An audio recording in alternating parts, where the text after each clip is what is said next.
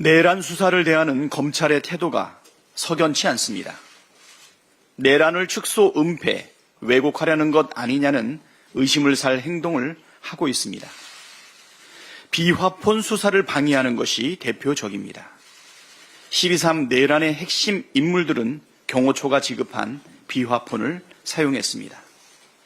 특수전 사령관, 방첩사령관, 수방사령관 등은 지난해 4월 경호처로부터 비화폰을 지급받았고 김용현 전 국방장관도 경호처 비화폰으로 사용했습니다. 내란 당일 윤석열이 이들이 갖고 있던 경호처 비화폰으로 전화를 걸어 국회 진입과 국회의원 체포 등을 지시했습니다. 즉 내란 핵심 세력들이 경호처 비화폰으로 통화한 내역들을 밝혀내는 것은 내란의 전모를 밝히는 데에서 매우 중요합니다. 비화폰 수사의 핵심은 경호처가 보관하고 있는 서버 압수수색인데 이 압수수색을 가로막고 있는 핵심 인물이 바로 김성훈 경호차장입니다. 김성훈 차장은 계엄 하루 전인 12월 2일 민간인 노상원 전 국군정보사령관에게 경호처 비화폰을 제공했고 계엄 해제 이후인 12월 13일 증거 인멸을 위해 비화폰 불출 대장 삭제를 지시한 것으로 알려졌습니다. 그런데 정작 검찰은 김성훈 차장에게 대한 경찰의 구속영장 신청을 2번이나 반려했습니다. 이게 과연 정상적인 상황이라고 볼 일입니까?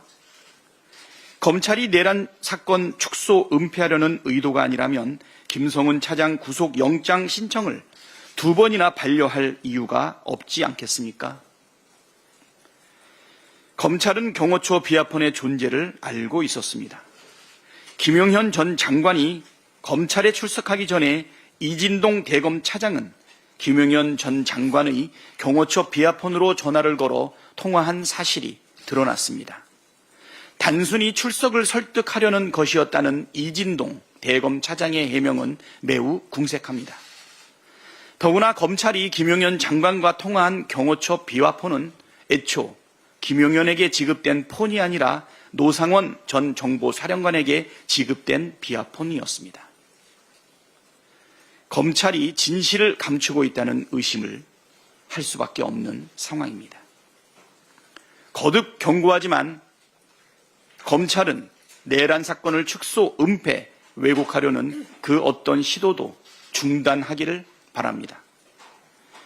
경찰의 김성훈 차장 구속영장 신청에 적극 협력하고 비화폰 서버 압수수색을 방해하지 않음으로써 스스로 결백하다는 점을 증명해야 할 것입니다. 헌법을 지킬 의지가 없다면 공직자 자격이 없습니다. 어제 내란 국정조사에 출석한 최상목 대행이 헌법재판소에 임명 결정이 나오면 즉시 마은혁 재판관을 임명하겠느냐는 질문에 즉답을 회피했습니다.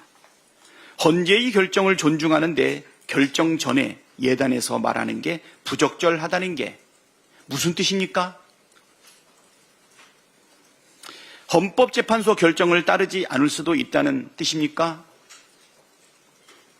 헌법을 수호할 의무가 있는 권한 대행이 아니라 하더라도 공직자라면 누구나 헌법과 법률을 준수해야 합니다. 헌법재판소법상 헌재의 권한쟁의 심판 결정은 모든 국가기관과 지방자치단체를 기속한다고 규정되어 있습니다. 공직자로서 헌재 결정에 전적으로 따르겠다는 말을 왜 못합니까? 그 당연한 답변도 하지 못할 정도면 공직자 자격이 없다는 자백 아닙니까? 최상목 대행을 향해 국민께서 권한 대행인지 내란 대행인지 묻고 있다는 사실을 명심하지 않는다면 크게 후회하게 될 것입니다.